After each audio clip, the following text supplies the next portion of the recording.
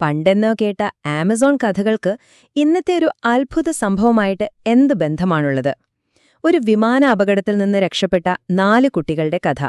അത് വെറുമൊരു അതിജീവനമായിരുന്നില്ല.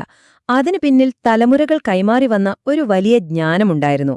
നമുക്ക് ആ കഥയിലേക്കൊന്ന് ആഴത്തിലിറങ്ങിച്ചെല്ലാം. ആമസോൺ കേൾക്കുമ്പോഴേ ഒരുപാട് ആത്മാക്കളും നിഗൂഢതകളും നിറഞ്ഞൊരു ലോകം അല്ലേ?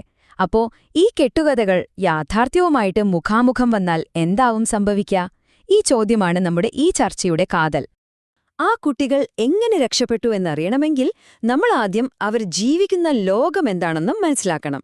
ആത്മാക്കൾ നിറഞ്ഞ ആ ലോകത്തേക്ക് നമുക്കൊന്ന് പോയി നോക്കാം. ആമസോണിലെ ആൾക്കാരെ സംബന്ധിച്ചിടത്തോളം കാട് എന്ന് പറഞ്ഞാൽ വെറുമൊരു സ്ഥലമല്ല, അതൊരു ആത്മീയ ലോകമാണ്. അവിടെ മനുഷ്യരും മൃഗങ്ങളും ചെടികളും ഒക്കെ ഒരേ ചങ്ങലയുടെ കണ്ണികളാ. എല്ലാം തമ്മിൽ സംസാരിക്കും, എല്ലാം തമ്മിൽ ബന്ധപ്പെട്ടിരിക്കും. അപ്പോ ഈ ലോകത്ത് ആരൊക്കെയുണ്ട്? ഭീമാകാരന്മാരായ അനാക്കോണ്ടകൾ, മനുഷ്യരെ വശീകരിക്കുന്ന ഡോൾഫിനുകൾ, പിന്നെ മരങ്ങളുടെയും മൃഗങ്ങളുടെയും കാവൽക്കാരനായ ചുള്ളച്ചാക്കിയുമൊക്കെ. ഇവരൊന്നും വെറും കഥാപാത്രങ്ങളല്ല, പ്രകൃതിയുടെ ഓരോ ശക്തിയുടെയും ഓരോ രൂപങ്ങളാണ്. നൂറ്റാണ്ടുകൾക്ക് മുന്നേ ഫ്രാൻസ് ബോസ് പറഞ്ഞൊരു കാര്യമുണ്ട്. ഈ പുരാണങ്ങളൊക്കെ ഉണ്ടാക്കുന്നത് തന്നെ ഒരു നാൾ തകർന്നു പോകാനാണ്. എന്നിട്ട് ആ കഷ്ണങ്ങളിൽ നിന്നാണ് പുതിയ ലോകങ്ങളും പുതിയ കഥകളുമൊക്കെ ഉണ്ടാകുന്നത്.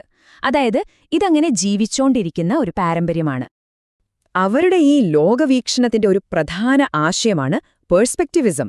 കേട്ടിട്ട് വലിയ വാക്കാണെന്ന് തോന്നാം, പക്ഷെ സംഭവം സിമ്പിളാണ്. അതായത് ഓരോ ജീവിയും ഈ ലോകത്തെ കാണുന്നത് അതിന്റേതായ കണ്ണിലൂടെയാണ്. ഉദാഹരണത്തിന്, ഒരു ജാഗ്വാറിന് നമ്മൾ വെറുമൊരു ഇരയാണ്.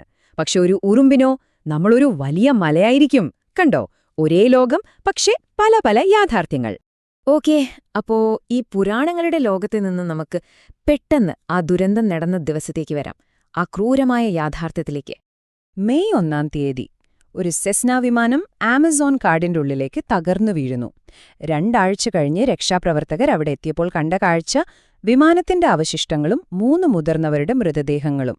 പക്ഷേ കുട്ടികളെ അവര് കാണാനില്ലായിരുന്നു. അവിടെ ആരും തുണയില്ലാതെ ഒറ്റപ്പെട്ടു പോയത് 4 പേരായിരുന്നു. 13 വയസ്സുള്ള ലെസ്ലി, അവളുടെ 9ഉം 4ഉം വയസ്സുള്ള അനിയന്മാര്, പിന്നെ വെറും 11 മാസം മാത്രം പ്രായമുള്ള ഒരു കുഞ്ഞും.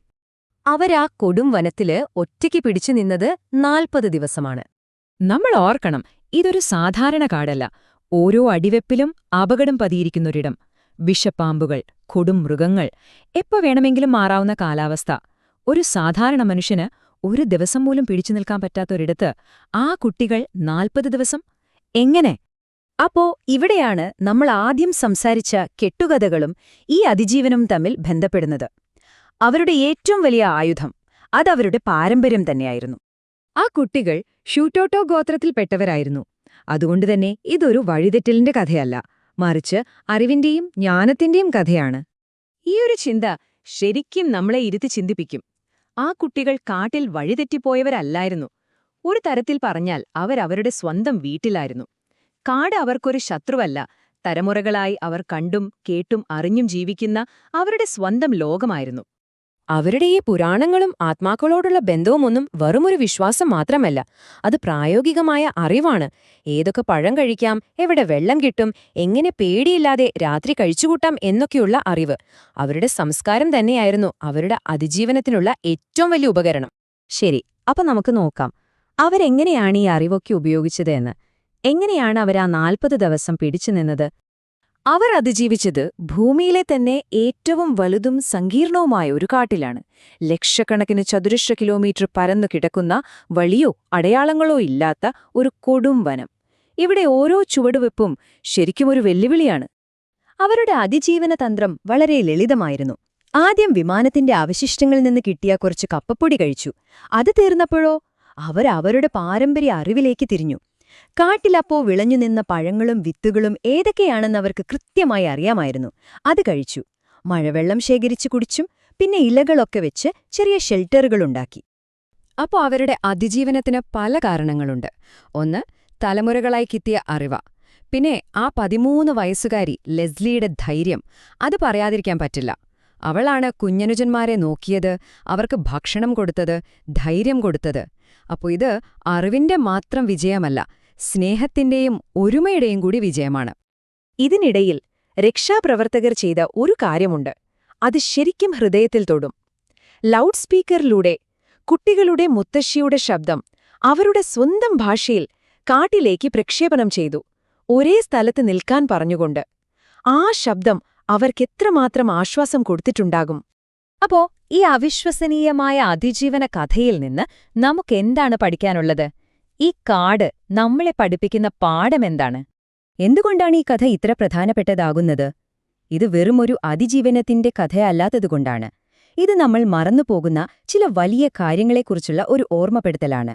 കുട്ടികളുടെ മുത്തശ്ശി പറഞ്ഞ വാക്കുകൾ ശ്രദ്ധിച്ചോ? അവർ നന്ദി പറയുന്നത് കുട്ടികളുടെ കഴിവിനോ രക്ഷാപ്രവർത്തകർക്കോ മാത്രമല്ല, ഭൂമി മാതാവിനാണ്. അവരുടെ വിശ്വാസമനുസരിച്ച് ഭൂമി അവരെ തിരികെ കൊടുത്തതാണ്. പ്രകൃതിയെ അമ്മയായി കാണുന്ന ഒരു സംസ്കാരത്തിൽ നിന്ന് മാത്രം വരാൻ കഴിയുന്ന വാക്കുകളാണിത്. ഈ കഥ നമ്മളോട് ഒരു വലിയ ചോദ്യം ചോദിച്ചുകൊണ്ടാണ് അവസാനിക്കുന്നത്. ആമസോണിലെ ഈ അറിവ് ഇന്ന് ലോകത്തെ മുഴുവൻ അത്ഭുതപ്പെടുത്തി. പക്ഷേ ഇതുപോലെ ഈ ലോകത്തിന്റെ പല പല കോണുകളിലായി എത്രയെത്ര അമൂല്യമായ അറിവുകളായിരിക്കാം നമ്മളൊന്നും അറിയാതെ മാഞ്ഞുപോയിക്കൊണ്ടിരിക്കുന്നത്. ആ ഒരു നഷ്ടം, അത് ശരിക്കും ആരുടേതാണ്?